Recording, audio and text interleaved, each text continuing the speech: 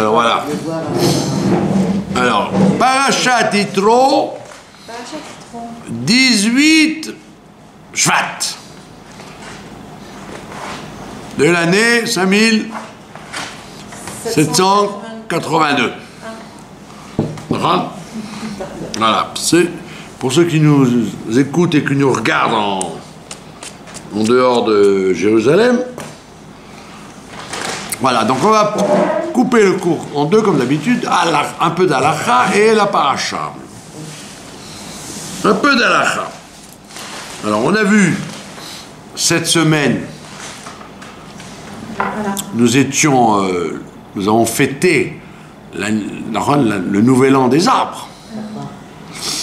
D'accord? Et il y avait une coutume minimale, c'était de manger les 7 fruits pour lesquels la terre d'Israël est louée. Et alors il y a les kabbalistes qui font un seder un tikkun, etc. Mais la raison d'être de ces 7 fruits, c'est justement d'apprendre bien les halachot concernant les fruits d'Israël, les 7 fruits d'Israël. D'accord? Alors il y a un trick très intéressant. Comment dans quel ordre bénir les 5 fruits en dehors des 2 céréales du départ? C'est qu'il y a 2 grandes céréales, ron, chita ou seora. Chita, c'est le blé. Seora, c'est l'orge. Mais en fait, il y en a 5, il n'y en a pas 2. Vous savez ça. On apprend ça à propos de la challah et de la matzah et de Mezonot. Que vous pouvez faire des matzot avec les 5 espèces. Ça s'appelle les matzot. C'est-à-dire c'est les 5 céréales qui peuvent devenir chametz. Tout en dehors de ces 5 céréales, ça ne sera pas les céréales, ce sera des légumineuses, des kitniotes. Donc les kitniotes, c'est jamais valable pour faire de la matzah. Et c'est jamais valable non plus pour prélever la challah. Et donc il ne faut pas se tromper, savoir de ce qu'on a devant soi, si c'est une kitnite ou une céréale. Donc dans les 5 céréales, vous avez 2 familles. La famille des blanches et la famille des noires.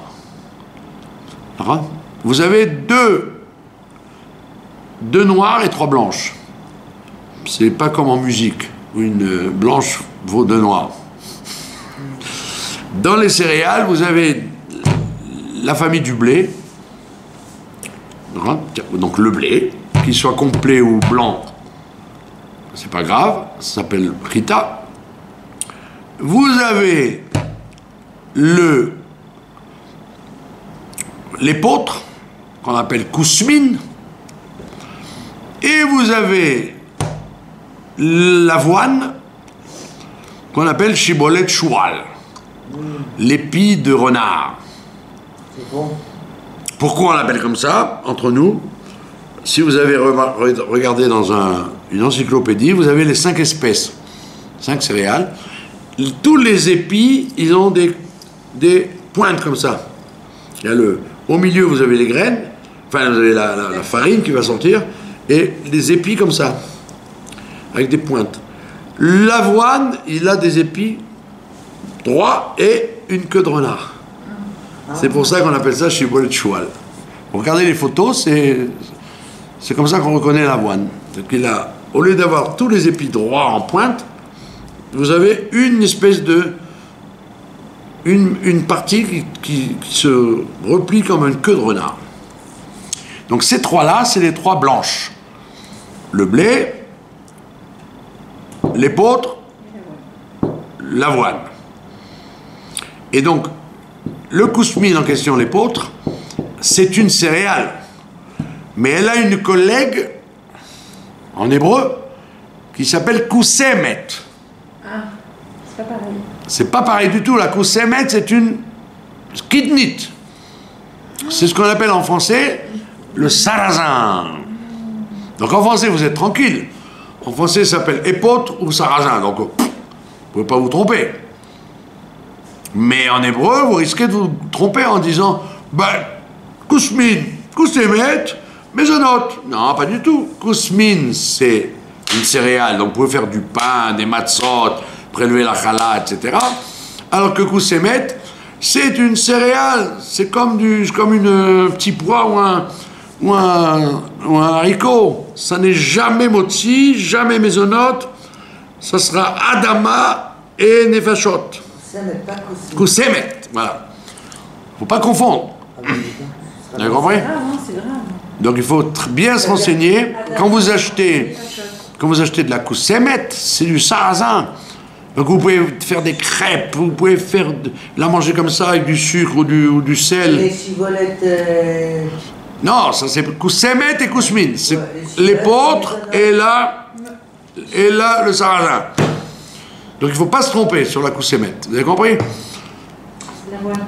Donc L'avoine, quand on mange de l'avoine avec du dessous, là, eh ben, si c'est très compact quand vous mangez de l'avoine, c'est mésonote. Ah, ok.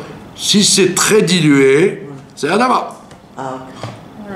Et si c'est, vous faites une daïsa, on appelle ça une daïsa. Comme il y en a qui aiment très, on voit presque pas le lait, presque pas le sucre, rien du tout. C'est mésonote, parce que c'est nourrissant. C'est comme un gâteau. Et donc, c'est mésonote au départ, et donc, à la michi, à la fin. Alors que si vous le mangez, oui, si c'est mésonote au départ, c'est vraiment compact. Alors que si vous le mangez dilué, comme les enfants, ils aiment le cornflakes, il y a plus de lait que de cornflakes. Alors à ce moment-là, ça devient Adama et les fachot. Ça, c'est les trois blanches. Mais vous avez deux noires en face. Les deux noires, eh ben c'est la première, c'est ce que la Torah appelle Seora, l'orge, Krita ou Seora. Et vous avez une autre noire, qui est encore plus noire que la Seora, ça s'appelle le chiffon. Et le chiffon, c'est le seigle, qui est noir, très noir. Sans être, même si vous le raffinez, il reste noir. Oui, et donc tout ça, ça s'appelle les 5 céréales. C'est avec ça qu'on fait des matzot. Parce qu'à l'époque, vous n'avez pas connu ça, mais à l'époque, il y a toujours eu des gens qui sont sensibles au blé, par exemple, qui ne supportent pas le blé. Le gluten. Les gluten, alors aujourd'hui, vous avez bli ayin hara, dans les meilleurs hercherim que vous voulez, les matzot de toutes les céréales que vous voulez. Vous avez des matzot de seigle, des matzot d'épeautre, des matzot d'avoine, de tout. Pour tous les gens sensibles à telle et telle céréale. Par contre, donc ça, c'est les 5 céréales, il n'y a pas de question. On les mange en premier quand on a ça sur la table. Maintenant, la question se pose si vous avez les 5 fruits d'Israël, les autres. La vigne, l'olive, la figue, la grenade et la date. Et alors là, c'est la question qui se pose. Dans quel ordre doit-on manger ça? On parle évidemment du cas classique où vous voulez tout manger. Alors, si vous ne voulez pas tout manger, il y a une marloquette entre les décisionnaires. Il y a des décisionnaires qui disent on doit toujours donner la préséance dans l'ordre de la Torah à la chose.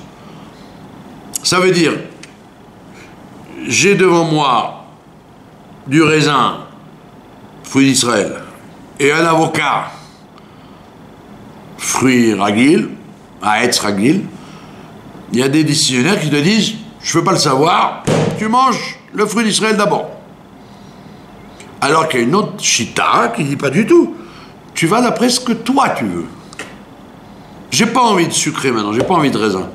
Je veux de l'avocat avec une bonne vinaigrette et de l'huile d'olive. C'est comme chez Riano, en fait. Non, rien à voir. Chez Riano, c'est autre chose. Donc d'après cette chita-là, on ne va pas d'après l'importance de la Torah, on va d'après l'importance que moi je lui accorde. On appelle ça en halakha chaviv adif. Et c'est quoi qu'il faut faire? Il vaut mieux, il faut faire comme ça, chaviv adif, ce que tu aimes. Mais non, si tu aimes tout et tu as tout mangé, alors évidemment, il faut faire l'ordre de la Torah. Donc si tu as fait une très belle table avec tous les fruits d'Israël et d'autres choses avec, des pastèques, des kiwis, eh ben, tu laisses tomber pour l'instant les fruits qui ne sont pas d'Israël et tu fais dans l'ordre les fruits d'Israël. Maintenant, il y a ce qu'on appelle une patente, un truc très intéressant pour éviter de se tromper dans la halakha. D'après la halakha, on va d'après l'ordre des noms qui sont cités d'après le mot Eretz. Eretz, Rita, Osora, Gefen, Tena, Verimon, Eretz, Zet, Shemen, c'est-à-dire l'olive, Udvash et la date. Donc d'après la halakha, il faut toujours aller d'après le plus proche du mot Eretz. Mais il y a eu une patente très intéressante et qui vous permet de ne pas avoir besoin de vous rappeler de la halakha. Vous allez vous rappeler d'un trick et vous allez tout régler comme ça. Quel est le trick? C'est d'après le noyau. Écoutez-moi bien. D'après le noyau, le premier de tous, c'est quoi? L'olive. Elle a un noyau.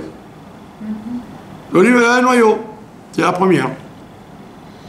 Deuxième, c'est un double noyau, c'est la date. Quand vous prenez le noyau de la date, il est ouvrable en deux. Si vous avez remarqué. Il est fendable, on peut le fendre en deux. Donc, olive, date. Qui c'est le troisième? L'olive, le raisin. Le raisin, il a 3 ou 4 grains, c'est tout.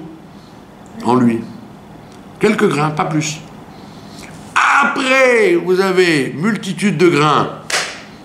La figue. La figue. Et le dernier, qui n'y a que des grains, la grenade. C'est joli ou pas? Ouais. Vous êtes sauvés. Vous n'avez pas besoin de connaître la halakha. Après le Shulchan Aruch, Eretz, comment ça commence, le premier, le deuxième. Vous allez d'après les grains.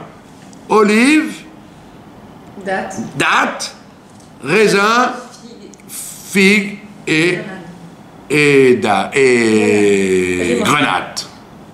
C'est joli ou pas? Très beau. Voilà. Voilà comment on fait. Donc tout ça, c'est quand évidemment vous avez envie de manger tout. C'est intéressant parce que la bracha, c'est à Etz, quoi. C'est à Etz et on finit par une bracha spéciale qui s'appelle à la pérote. À la pérote. À la raison, à la pérote. On finit avec le mot pérote. Maintenant, il y a une marloquette, bon, que tout le monde connaît. Si c'est des fruits qui viennent vraiment d'Israël ou qui viennent d'ailleurs. Par exemple, la plupart des figues viennent de Turquie. Beaucoup d'olives viennent de Grèce. Beaucoup de rimonim viennent d'Espagne. Donc, théoriquement, si vous êtes sûr, vous devez dire, si c'est un fruit d'Israël, vous dites Pérotéa. La terre et ses fruits.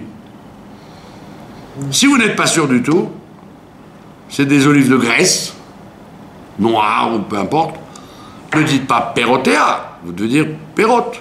Voilà, reste à la pérote. Pareil pour la céréale. Si c'est une céréale qui vient d'Israël, il faudrait dire à la michia veal kalkalata ou michiata.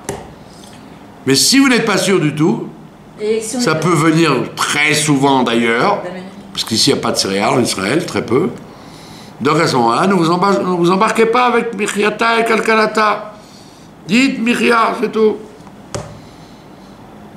Le vin, pareil, là bientôt, comme on est dans l'année de la Shemitah, il y a des Herchérim qui ont du mal à faire du Otsar Beddin, parce que le Otsar Beddin, vous n'avez pas le droit de renverser Quand vous faites l'Avdallah, vous n'avez pas le droit de le jeter, vous n'avez pas le droit d'en perdre. Donc il y a des Herchérim, l'Aïda Haredit et d'autres comme ça, qui disent oh là là, c'est compliqué le vin de la Shemitah. Parce que c'est maintenant qu'ils font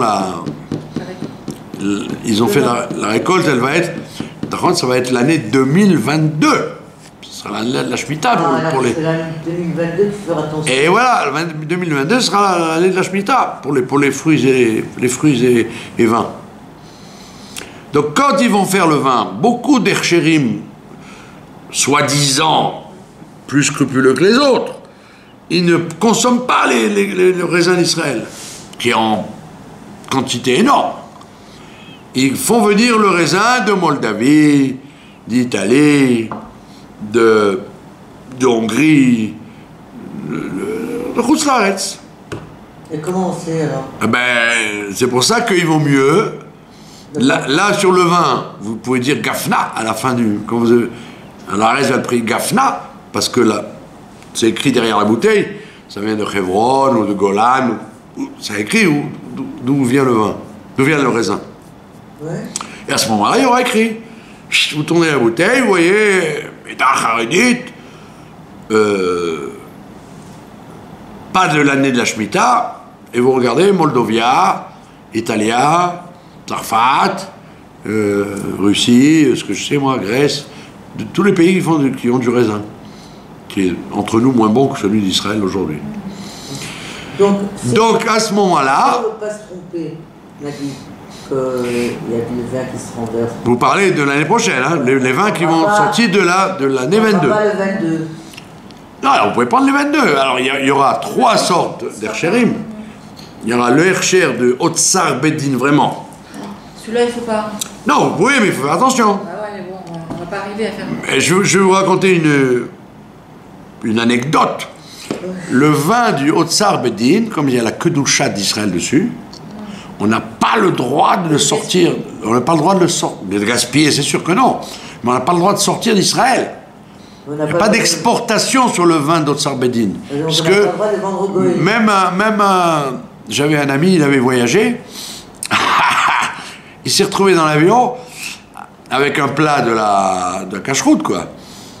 Et son voisin, il lui dit, mais dis-moi, tu n'as pas le droit de manger maintenant?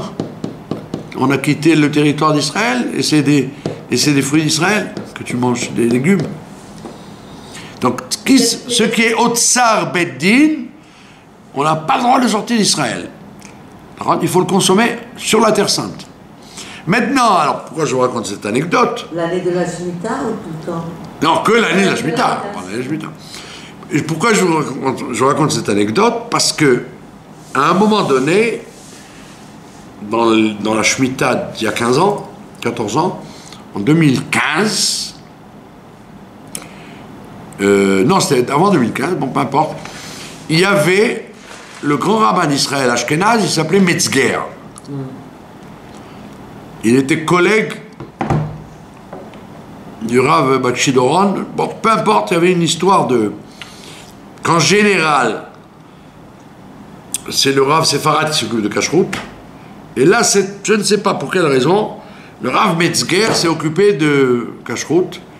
Et comme son Rav Metzger, c'est le Rav Eliashiv, il interdisait de faire le Hercher de Eter Mechira, de vendre la terre, qu'on reconnaît par un carré. Tous les Hercherim, toute l'année, toute la vie, ils sont ronds. Vous avez remarqué? Ils sont tous ronds. Il y a toujours un côté rond. Le Eter Mechira, ça se voit sur le vin et les légumes, etc., il est carré, exprès, pour que l'œil accroche tout de suite. Or, à ce moment-là, comme le Rav Eliashiv interdisait le Eter Mechira comme étant taref, n'étant pas cachère du tout, bien qu'il ait été fait par le Rav Kook, et le Rav Herzog, et avant eux par le Shulchan Aruch, par Rabbi Yosef Karo, ils interdisaient le Eter Mechira, donc ils ont fait que du Otsar Bedin. Bravo! Ils ont fait que du Otsar Bedin. Il y a bien qu'on fait des péchés, du coup. Donc, qu'est-ce qui s'est passé? Aucune exportation n'était permise. Donc, on s'est retrouvé ici en Israël avec un excédent gigantesque de vin, puisqu'ils n'ont pas pu exporter, puisqu'ils exportent beaucoup en France carrément, en Angleterre, en Amérique, en Australie, dans plein de pays ils exportent le vin israélien.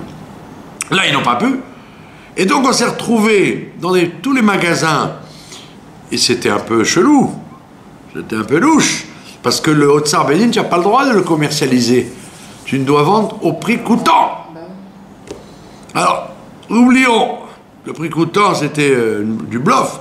Parce que soi-disant, ils te font payer le hachmal du magasin, l'arabe qui porte, l'entreposage, le cartonnage, tout ce que tu veux. Donc, il n'est pas si bon marché que ça, alors qu'il devrait être gratuit. On te fait payer les frais. Donc, oublions ce problème du prix, mais on s'est retrouvé sur les étagères avec des centaines de bouteilles de vin de Otsar Bedin. Des milliers même. Eh oui, alors qu'est-ce qui se passe? Les gens ici, ils peuvent faire des péchés si ça. Voilà, d'abord vous avez tous les goïms qui vont acheter des vins, tous les goïms qui vont acheter du vin, et ils risquent de renverser n'importe où. En plus, c'est pas aux goïs de boire ça, c'est aux juifs. Et de plus, les juifs qui ne connaissent rien, ils vont jeter, ils vont laisser la bouteille dans la rue, etc., etc. Alors moi, qu'est-ce que je faisais? Vous achetez dans mon petit coin, je n'achetais que ça pour être sûr que ça ne soit pas pris par d'autres. Donc cette année, Baruch Hashem, il y a une rabbanoute normale, donc il y aura 3 sortes d'Herchérim. Les Herchérim orthodoxes qui font venir de l'extérieur les cépages, le Eter Mechira qui est énorme, de toutes les marques, et le Otsar Bedin qui sera en mini, quoi, miniature. Donc si vous ne savez pas d'où vient le fruit ou le vin, ne dites pas Gafna, Mirkiata, Kalkalata, Gafna, Perotea, dites comme ce qu'a écrit Perot, Geffen, Mirkia. Voilà, ça c'est pour le côté halakha. Ça va, pas de questions? Non. Ça vous rafraîchit les ménages, de toute façon. Bah oui. Il y en a encore, des fois j'en vois encore des bouteilles d'Otsar Bedin dans des grands magasins. Vous en voyez encore. Tellement c'est dur à écouler tout ça. Des années précédentes. Et oui, parce que Baruch Hashem, depuis que nous sommes revenus sur cette terre, il y a un shefa énorme, une abondance énorme de vignobles. Dans chaque mètre carré, vous pouvez faire un vignoble extraordinaire. Et donc, il faut liquider tout ça. Voilà. Ça, c'est la rubrique de la halakha. Maintenant, nous allons passer à la rubrique de la parashat Shavua qui est Yitro. Et comme j'aime à le répéter pour la énième fois, Laurent, vous l'avez peut-être entendu 100 fois de ma part, mais je le répète encore une fois, il y a un aéroport à Londres qui est fermé le Shabbat. Ah bon? Comment il s'appelle? Heathrow. Heathrow, alors que dans Heathrow, de quoi on parle? De respect des Shabbat. C'est intéressant, non? Mais je me demande si aujourd'hui il ne travaille pas. Ah bon, ça peut-être que c'est répérivé, ouais. En tous les cas, c'était amusant. Heathrow, c'était fermé Shabbat. Bon, Ikitso, la parashat Yitro, elle a un caractère extraordinaire parce que on a vu ça dans le Midrash, que quand Pharaon il a voulu faire son décret pour exterminer les enfants, pour tuer les enfants, il avait 3 conseillers. Yitro. 3 conseillers. Midrash nous dit ça, 3 conseillers. Un qui s'appelait Yitro, un qui s'appelait Job, et un qui s'appelait Bilam. Ah ouais. Et le Midrash, pourquoi il dit ça? Parce que il y a là-dedans le libre arbitre qui va s'appliquer à travers l'histoire tout le temps. C'est quoi le libre arbitre? C'est que tous les 3 ne sont pas juifs, ne sont pas du tout sous sous les ailes de la Shrina. Ils sont tous les trois, au contraire, au départ antisémites, ils ont accepté d'être les conseillers privés de Pharaon. Et Pharaon, il les convoque à eux pour faire son odieux projet de mettre les enfants, exterminer les enfants. Il y en a un qui s'appelle Bilam et dit, c'est moi qui propose, je propose ce projet. Et lui, ce Bilam, donc, il a basculé de situations de ben noirs, parce que c'était tous des bnei noirs, comme Moshe, comme Pharaon, comme tout le monde, c'est des bnei noirs. Mais avant Matan Torah, on choisit. On choisit de basculer dans la Kedusha, dans le mal ou dans le neutre. Bilam, il bascule dans les forces du mal. Et il ne fera pas de tchouva. Puisqu'on voit qu'il va maintenir sa haine de la Kedusha jusqu'à l'entrée des Bnei Israël en Israël 40 ans après, puisqu'il va proposer, en plus de vouloir les maudire, il va proposer son projet de rendre les enfants d'Israël avec les Midianites. Il n'est pas mort alors. Et il est mort après. Il a été tué par Pinchas. 40 ans après la sortie d'Égypte, ça veut dire. Quelques jours avant l'entrée en Israël. Donc on voit que Bilam, il a choisi son camp, le camp du force du mal. De l'autre, au milieu, vous avez Job. Yov, il veut pas se mouiller, donc il se tait. Politiquement correct. Politiquement correct. Il veut pas contrarier Pharaon. Il veut pas non plus s'engager trop, il se tait. Donc il restera neutre. Et ça va lui coûter des souffrances des Issourim de Yov, qui sont racontés comme étant ressemblant aux douleurs de l'enfer. Et Bilam, il n'a pas eu de souffrance, lui. Ah, très joli, je vais intervenir là-dessus. Je vais rebondir là-dessus. Et le troisième, donc lui, Yov, est resté neutre. Et le troisième, il s'appelle Yitro. Et ils sont tous les trois égaux. Il n'y a pas de l'un plus que l'autre. Et Yitro, il tape sur la table, il dit non, on n'a pas le droit de faire du mal à ce peuple. Il ne sait pas encore qu'ils vont recevoir la Torah, etc. On est bien avant la sortie d'Égypte. Et il se révolte, et donc, c'est pas écrit, on le chasse. On dit quoi? Vous avez, monsieur n'est pas d'accord avec les décisions de Pharaon? Dehors, monsieur! Donc il est chassé, il part avec ses valises, alors qu'il était milliardaire. Il part avec ses valises, il va errer, il va retourner dans son pays d'origine, Midian. Et à ce moment-là, il va rencontrer Moshe quelques années après, puisque c'est à la naissance de Moshe, tout ça, c'est 80 ans avant. Le projet de tuer les enfants. 80 ans avant. Et qu'il rencontre 80 ans après Moshe, etc., etc. Et non seulement il en fait son gendre, mais il va vers la Torah, comme dit la paracha au début, il est venu, après avoir entendu la guerre d'Amalek, etc., la mer Rouge, il vient et il se convertit carrément après le Matan Torah, comme tout le monde. Ouais. Oui, il vient après, une fois que... Il n'a pas vu les 10 plaies. Il n'a rien vu, lui. Non. Il a entendu. Il a entendu. Il a entendu. Mais ce qui l'a impressionné, c'est la guerre d'Amalek et le passage de la mer Rouge. On voit que, donc, il y a 3 comportements, et on voit ça à travers les Juifs et les Goïms, à travers toute l'histoire. Dans toute l'histoire, vous allez avoir ce comportement triple. Ou de basculer dans le mal, que Dieu ne plaise, ou d'être neutre,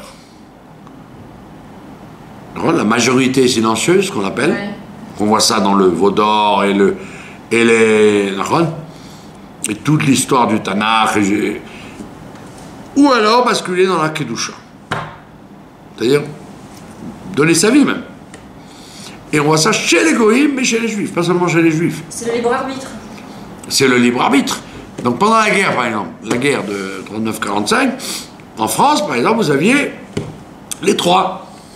Vous avez les gens qui sont devenus des capots, qui ont vendu les Juifs pour avoir du beurre et des œufs, du beurre et voler les appartements, etc. Ouais. Vous avez les neutres, c'est-à-dire les gens qui voulaient rien, pas faire du mal, mais pas non plus se mouiller. Et vous avez eu les résistants, qui ont donné leur vie, ils ont été fusillés ou ils ont pris le maquis, etc. Vous avez 3 sortes de gens. Chez les Goïms, donc. Et chez les Juifs, pareil. Pourquoi le Midrash nous raconte ça? Parce que chez les Juifs aussi, vous avez ça. Dans l'évolution, dès qu'il y a une épreuve,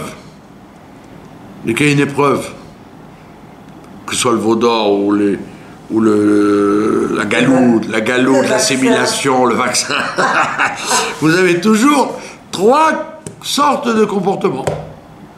Et pourquoi celui qui est le plus méchant, il n'a pas souffert? Alors, votre question, elle est posée par les commentateurs. Ils disent, attends, reprenons notre histoire. Yitro, bravo, non seulement il se convertit, mais la Torah, elle dit que ses descendants vont siéger dans le Sanhédrin, dans la Lishkat Agazit. Les descendants de Yitro vont faire partie du Sanhédrin. Donc c'est le top. C'est le top. En plus, il a 2 filles. Une se marie avec Moshe. Et l'autre avec Eliezer. Et l'autre avec Elazar. Et donc, Pinchas, qui va tuer Bilam. Donc lui, c'est le top de la réussite. Et Elazar, c'était le fils d'Aaron? Le fils d'Aaron. Et Elazar et Tamar. Vous vous rendez compte un peu le destin de cet homme qui aurait pu... Il aurait pu faire politique correcte, comme vous dites, dire à Pharaon, mais bien sûr, il nous dérange, on va les tuer, nanana, et dire, voilà, j'assure mon avenir. Je suis cul et chemise avec Pharaon. Non, c'est un gars qui quitte un avenir royal, une route royale pour partir et être mal vu, puisqu'on voit que il est mal vu par les gens de là-bas, puisque ses filles, elles sont chassées par les bergers, etc. Donc il est en galoute, le pauvre. C'est pas qu'il a fui avec des milliards dans les poches. Il fuit comme un voleur, l'Égypte, alors qu'il était le conseiller privé. Donc, ça, évidemment, c'est quand on connaît la fin du film qu'on peut dire, ah ben il a bien joué, il a choisi le bon cheval. Mais si on y était, nous, si on avait été assis à la table, peut-être qu'on aurait été comme Job. On aurait dit, bon, vous savez quoi, j'ai une course à faire, je ne peux pas décider avec vous, mais je m'en vais. Salut. Donc on voit que la vie, elle est comme ça.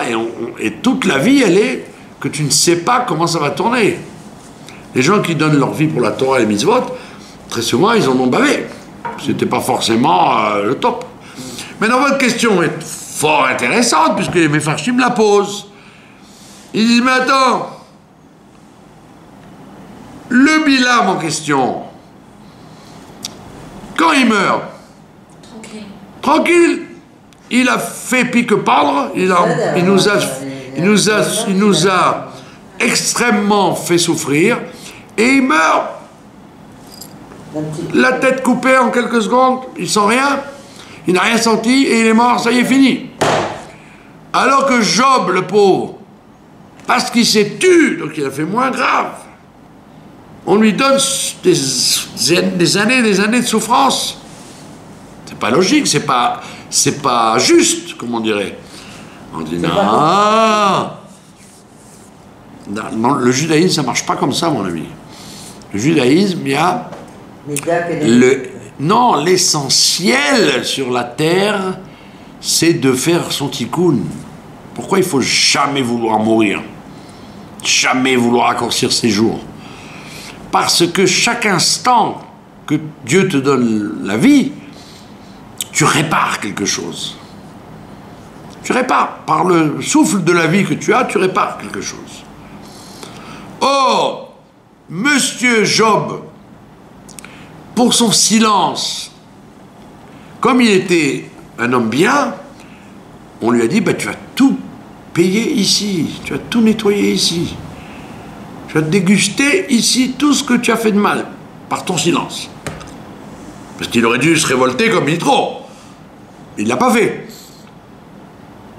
C'est très grave, tu ne l'as pas fait, donc tu as provoqué par ton silence la xéra. Et donc grâce à ces souffrances,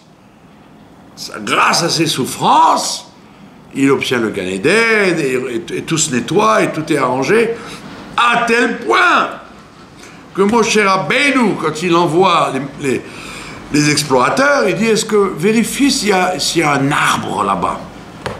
Un arbre. Un arbre. C'est quoi l'arbre? L'arbre, c'est le tzaddik qui protège le pays. Comme le rabbi a dit à Baba Saleh, vous connaissez toute l'histoire, vous connaissez, non? Ah, vous ne connaissez pas? Non. Le Baba Saleh, Sruto Yaged Alelu, Rabbi Israël Abkhatsera, il était l'homme le plus important en Afrique du Nord. À tel point que le Rabbi Rayatz, après la guerre en 1945, la guerre s'était arrêtée, le Rayatz, il n'a pas dit, ouf, ça y est, on respire, allez, prenons nos vacances. Il a dit, non, il faut diffuser la Torah, la Chassidoute partout. Et il a envoyé des shluchim, il voulait envoyer des shluchim en Afrique du Nord. À qui il a demandé? À Baba Saleh. Donc il était au courant de sa grandeur en 1945. Baba Saleh, il avait donc une cinquantaine d'années, il est né au siècle d'avant, et il lui répond comme ça, Maroc et Tunisie, ça vaut le coup d'envoyer des shluchim, mais en Algérie, non. Parce qu'ils n'écoutent pas. Ils n'écouteront pas, ouais. Donc il a envoyé, effectivement, au Maroc et en Tunisie par la suite. Mais donc, le temps a passé, le Rayatz s'en va, et le Rabbi le remplace. Et le Baba Saleh fait son alia. Il fait son alia juste après que l'État soit créé. Il monte en Israël, et il voit une catastrophe que la plupart des gens de son pays, du Tafilaet, de la région où ils étaient très religieux au Maroc, ils voient cigarette Shabbat, ils mangent du lapin, et plus rien, quoi. Les gens qui venaient faire les slichot, les bakashot, les tfilot, ils disent, Maoler, qu'est-ce qui se passe? Ils lui répondent, allez, c'était bon là-bas au Maroc, mais là, on a David Ben Gourion, on a l'armée, c'est un autre monde. Le monde a changé ici, on n'est pas pareil. Le contraire de l'idéologique. La Gemara, elle te dit, les mitzvot, c'est pour Israël, et en Chutz La'aretz, c'est des souvenirs, c'est des points de repère pour ne pas perdre le fil quand on reviendra ici. Comme ça, dit la Gemara. Et eux, ils te disent le contraire. Non, la Torah et les mitzvot, c'était pour Chutz La'aretz. On a besoin de ça pour rester juif. Mais nous, si on est déjà juif, on est tout bien. Et donc, Baba Saleh s'en va, retourne au Maroc. Il revient encore une fois, quelques années après, et il voulait encore retourner. Non, pas retourner. Il voulait aller chez le rabbi. Il voulait habiter à Kronaitz avec le rabbi. Carrément. Il dit là, ici, je suis pas du tout dans mon élément, je vais avec toi, dans ton quartier, Torah mitzvot, etc. Et le rabbi lui écrit une lettre fameuse, qui est imprimée, qui est connue, où il lui dit, tu es un des tzadikim qu'il n'y a pas eu depuis plusieurs siècles, Et c'est grâce à toi qu'Israël va être protégé. Et donc tu as l'interdiction de bouger, tu restes en Israël. Donc, la même histoire s'est produite il y a quelques millénaires. Quand Moshe Rabbeinu envoie les Meraglim, il leur dit, regardez s'il y a un arbre. C'est quoi un arbre? Un arbre, c'est un tzaddik qui, par sa présence, protège le pays et empêche les ennemis. Et donc, le Midrash te dit, qui c'est cet arbre dont il parlait Moshe? Il parlait de Yov. Donc on voit bien que Yov, il a été nettoyé complètement du silence qu'il a eu, son silence coupable. Et il a récupéré tout grâce aux souffrances qu'il a subies. Alors que le Bilam, eh ben, il est mort tout de suite, il n'a jamais eu le temps de faire tchouva. Et donc il déguste, là-haut des souffrances jusqu'à la résurrection des morts où il va continuer à déguster en tant que ressuscité. Donc on voit bien que... Job avec la baleine. Ah ben, Avec Yona, vous confondez avec Yona. c'est pas le même. Avec Yona. C'est pas le même. Ben non, Yona c'était un prophète. Voilà. Donc quand vous analysez les choses, vous dites, attends, je comprends pas. Quelqu'un qui était neutre, il a souffert le martyre. Quelqu'un qui était dégoûtant, il est mort facilement, c'est pas juste. Mais au contraire, c'est ça qui est juste. C'est que le fait de mourir d'un coup sans souffrir, 5 secondes, qu'on lui coupe la tête, il n'a rien senti, il n'a pas eu le temps de dire pardon, de dire laissez-moi faire tchouva, je ne veux pas mourir comme ça, je veux payer par mes souffrances. On ne lui a pas donné ce mérite. Alors que Job, oui. Donc de là, on voit, c'est pas pour rassurer les gens qui souffrent, mais c'est parce que c'est comme ça, c'est vrai, que la souffrance sur terre, elle est quelquefois réparatrice, alors que la tranquillité, elle est des fois synonyme de Dieu il veut pas de toi, il te laisse profiter de ce monde-là, mais de l'autre côté tu vas déguster. Donc Yitro, c'est ça notre sujet, c'est qu'Yitro il a renversé, c'est le guerre par excellence.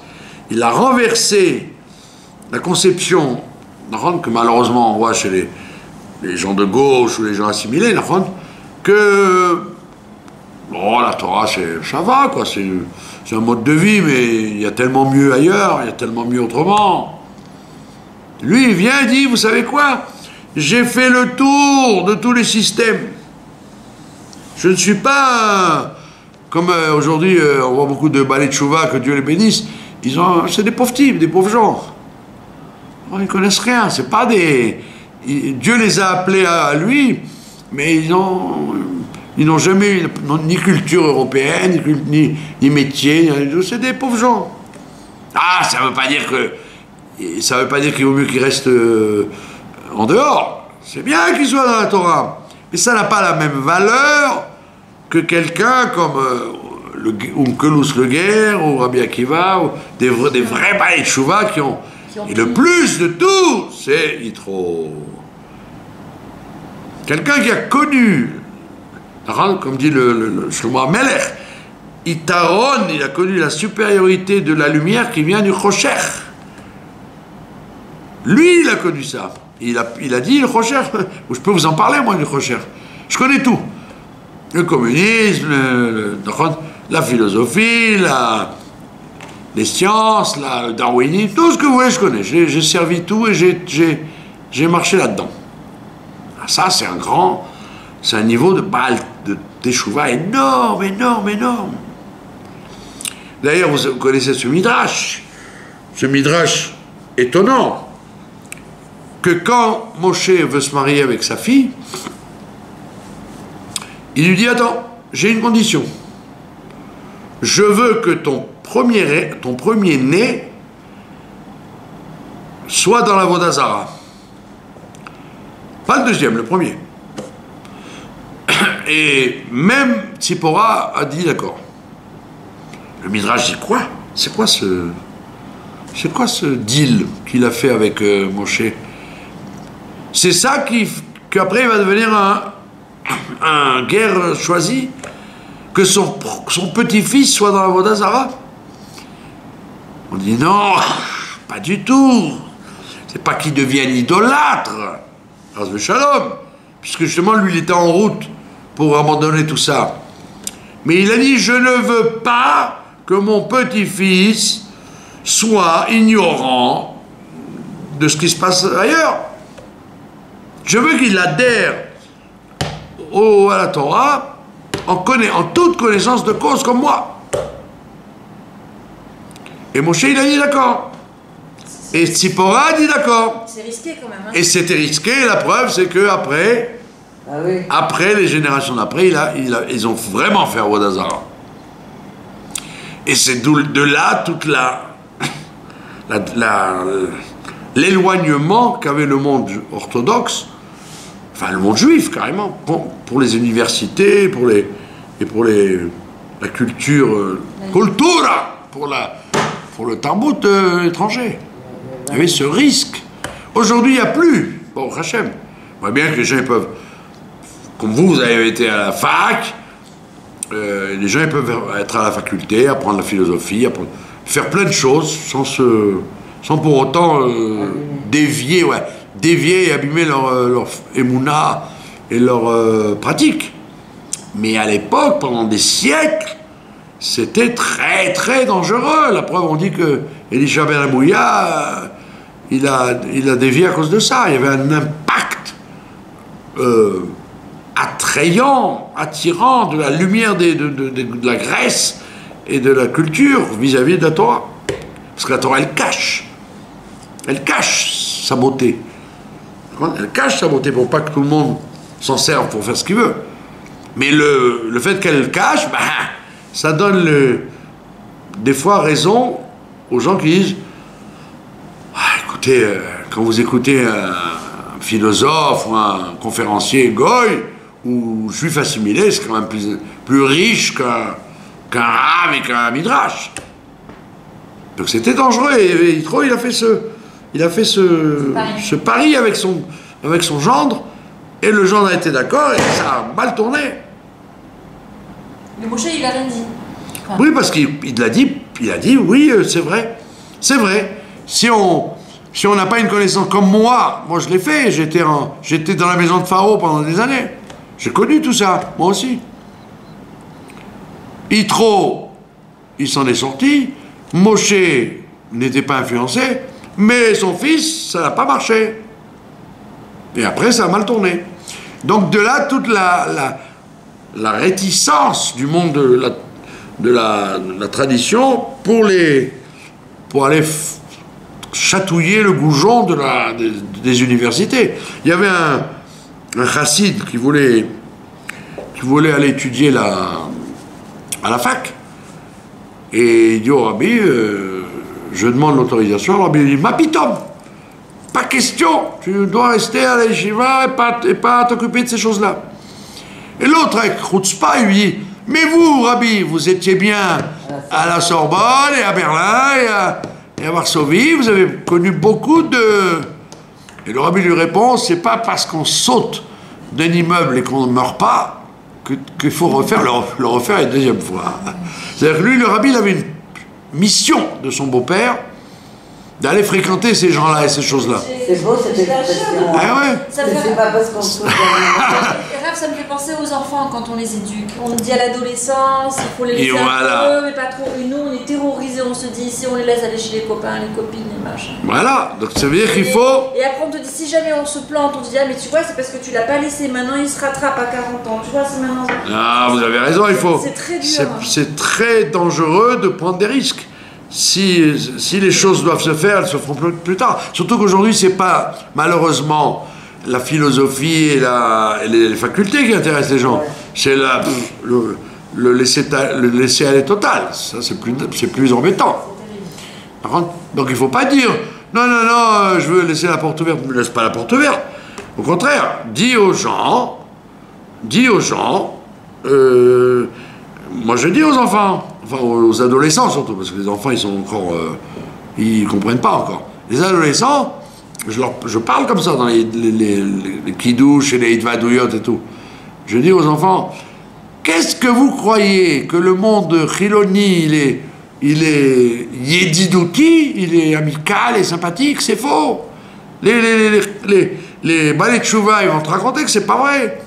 C'est un pays, un monde de coups en dessous et de trahison, que ce soit dans la musique, dans la discothèque, dans le sport, dans tout ce que tu veux. Les gens se haïssent. C'est pas vrai, l'amitié, soi-disant, des gauchistes, c'est faux. Alors, les gens qui sont dans la Torah, ils se disent, ouais, c'est rébarbatif, c'est les tfilotes, et c'est la Gemara, et c'est le Seder, et c'est le veto. J'aimerais bien m'éclater comme les chilonim.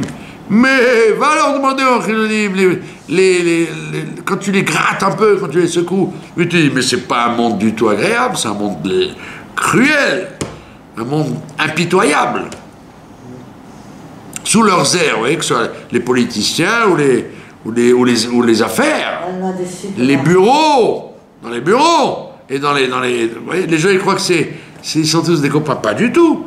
Alors que dans le monde de la Torah, que ce soit la plus petite kippa jusqu'au plus grand Streimel, il y a une humanité et une gentillesse au fond, une miséricorde qui n'y a pas nulle part ailleurs.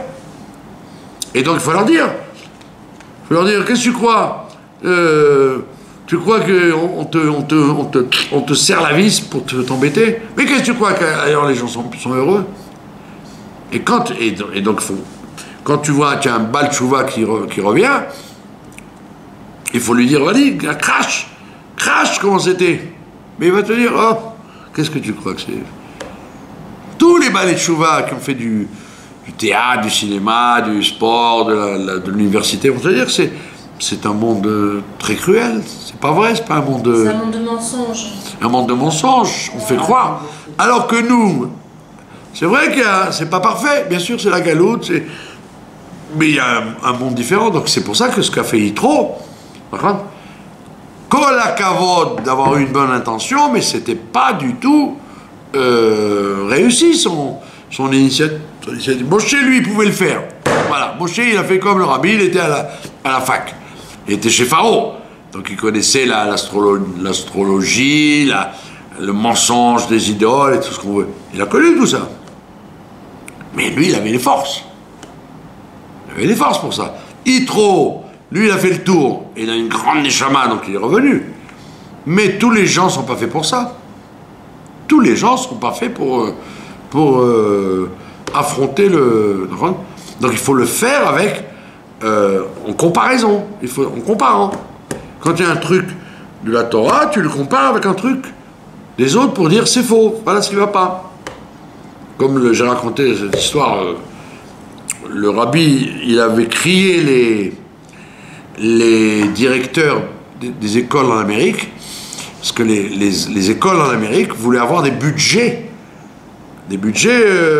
public school. Quand tu es une public school, tu as des budgets du ministère du Chinuch, de l'éducation. Comme en France, comme partout. Voilà, et tu es obligé, à condition que tu étudies nos livres d'histoire, de géographie, d'anatomie. Et le rabbi avait crié sur les hauts directeurs. Pourquoi? Parce que qu'est-ce qui s'était passé?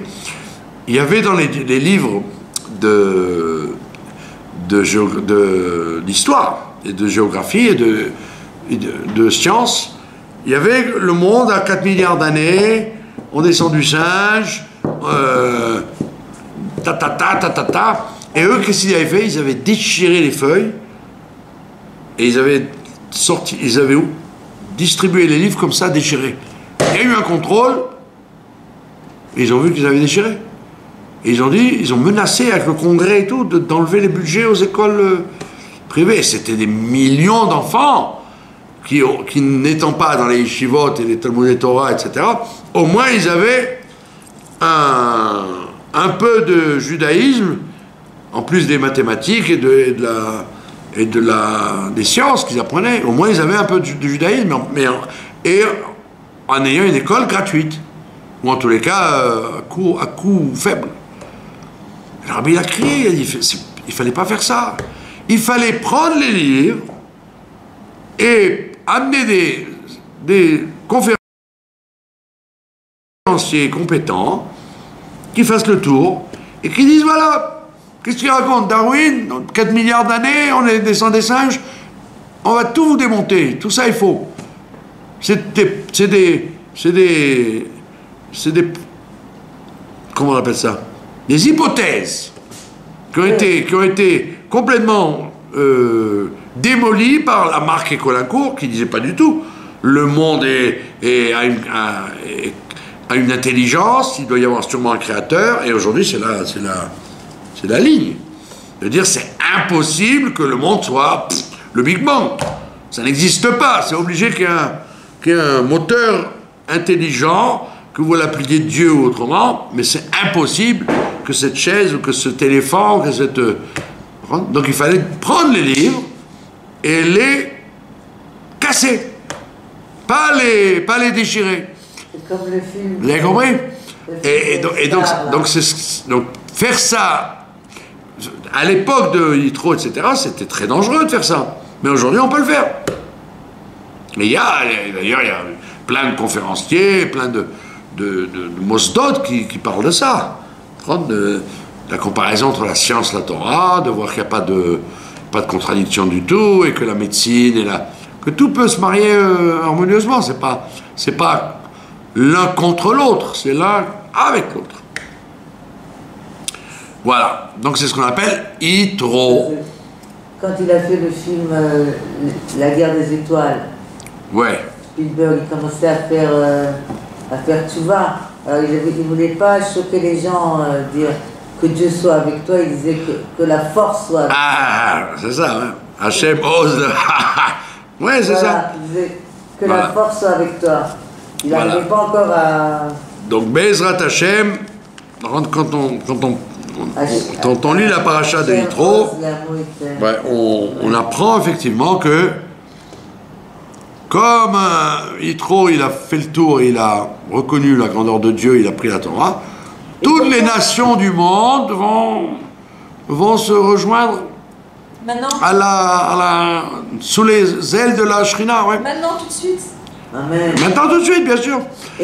Parce que le rabbi a dit que le monde est prêt. Si le monde est prêt, ça veut dire qu'il n'y a pas de raison. Qui n'est pas prêt? Nous. Il faut qu'on soit nous prêts. Qui sont les Juifs? Ben oui, le monde est prêt, parce qu'en fait, on vit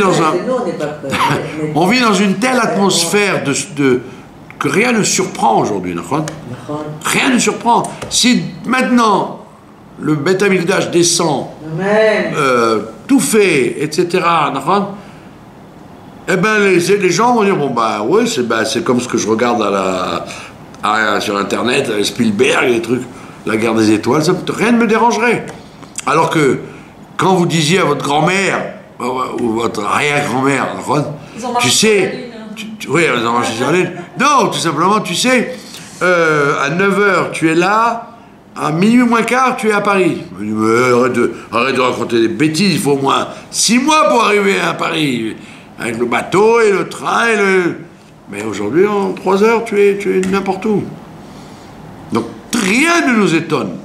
Et donc, comme on est des gens que rien n'étonne, d'ailleurs avec ces engins-là d'iPhone, même les Éthiopiens, même les Chinois, même les pays les plus... Ils voient tout ce qui peut exister, ils imaginent tout. Donc si Mashiach venait à l'instant et qu'il faisait descendre le Beth Amikdash, personne ne dirait « Waouh, c'est extraordinaire !» Au contraire, les gens diraient « C'est un montage, c'est un photomontage, je n'y crois pas. » C'est bien, ça veut dire que personne ne tomberait à la renverse. Rav, je comprends pas pourquoi Yitro, il a demandé à Moshe Rabbeinu que s'il voulait quitter Midian, il devait lui demander la permission. Je n'ai jamais compris. Vous vous rappelez?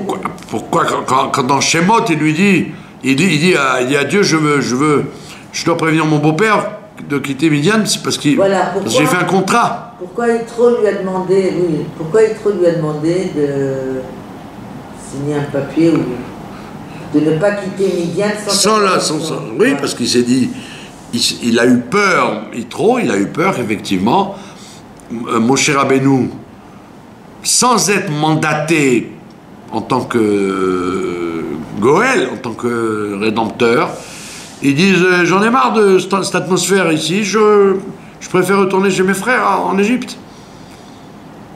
Il ne pouvait pas savoir, lui, il ne connaissait pas la ronde. C'est Moshe qui lui dit tu sais, j'ai parlé avec Dieu, le buisson, l'autre dit c'est quoi ça, buisson? Il a eu peur que ce soit. Il y avait le bâton dans le. Il se rendait compte. Bien qu'il avait il a vu qu'il avait affaire à un personnage remarquable. Mais c'est très connu que Yitro, c'était pas un enfant de cœur. Il s'est dit, c'est très possible que ça lui plaît pas d'être ici, je m'en vais. Ah, pourquoi tu t'en vas? Ben, tu sais, j'ai rencontré Dieu, le buisson, hein. Il voulait avoir des preuves que c'est vrai. Nous, on a confiance parce qu'on le lit. Parce qu'on connaît l'histoire. On l'a lu, on sait que c'était vrai.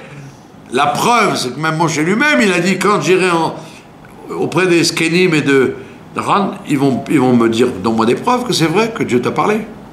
Qui t'a dit que c'est le moment? Peut-être tu es un usurpateur. Vous avez compris? Donc Yitro n'était pas plus dupe. C'est pas un enfant de cœur. Ah, tu retournes pour délivrer l'homme Israël. Mais j'en sais rien, moi. Moi, j'ai toujours vu la cruauté de Pharaon, la dureté de la galoute. Ma pitom que tu vas avoir le droit et la force et l'autorisation de sortir ce peuple de la galoute. Peut-être c'est du bluff. Donc il dit, si ça se passe, viens me voir d'abord. Et donc quand il lui a raconté que Dieu lui a dit son nom, il a dit, ah, ça tient la route. Il a expliqué. Il a été mis en confiance. Sinon, un autre, il n'aurait pas cru. Ouais. C'est comme si vous disiez je monte à Paris, je vais devenir milliardaire. Si vous élevez des vaches en Auvergne, on va dire mais de quoi tu parles? T'as compris? Donc c'est une preuve que Yitro, c'était pas un idiot, c'était pas un naïf. C'était pas un frère. C'était pas un pigeon qui aurait pu dire oh, c'est émouvant, tu vas sauver tes frères, allez, vas-y, j'ai confiance. Rien du tout, prouve-le-moi. Préviens-moi. Voilà, donc Bezrat Hashem, c'est une paracha très importante, très riche. À ce que Moshe Rabbeinu soit très près de lui. D'accord. Parce que Moshe Rabbeinu, il sait très bien ce que ça veut dire la puissance de la Torah. Que la Torah est capable de changer les gens les plus loin et les plus. C'est pour ça qu'il est proche de lui. Parce que Moshe Rabbeinu n'était pas du tout dans le système de la galoute, lui. Il a compris leur souffrance, mais il ne comprenait pas comment on pouvait accepter comme ils ont accepté Pharaon. C'est pour ça que Pharaon lui dit mais qu'est-ce que tu viens me voir? Ils veulent rester là, qu'est-ce que tu crois? Tu crois qu'ils vont partir à l'aventure pour recevoir une Torah? Ils sont bien là. Métro, boulot, dodo, ils ont tout ce qu'il faut. Mouton. Qu'est-ce que tu crois qu'ils sont pas contents? Ils me prennent plus moi comme patron que toi. Et mon chien il dit non mais tu sais, ouais, allez va, dégage. Alors qu'Yitro il savait très bien. Yitro il a dit qu'est-ce que tu crois que Pharaon c'est un enfant de cœur? C'est la force du mal incarné. Et tu crois qu'il va te laisser faire? Bon, prouve-moi que tu es mandaté. Alors il a prouvé. Voilà, donc Bezrat Hashem. Si vous êtes tunisien, il y a Seudat Yitro, ils font ça jeudi soir. Jeudi soir, en rappel du miracle que les enfants tunisiens, ils vont partout. Et même si vous n'êtes pas tunisien, il faut que Dieu nous délivre. Comme il a appelé Yitro sous ses ailes, il va nous appeler sous les ailes de la Shrina avec le troisième temple. Je vous remercie de votre attention.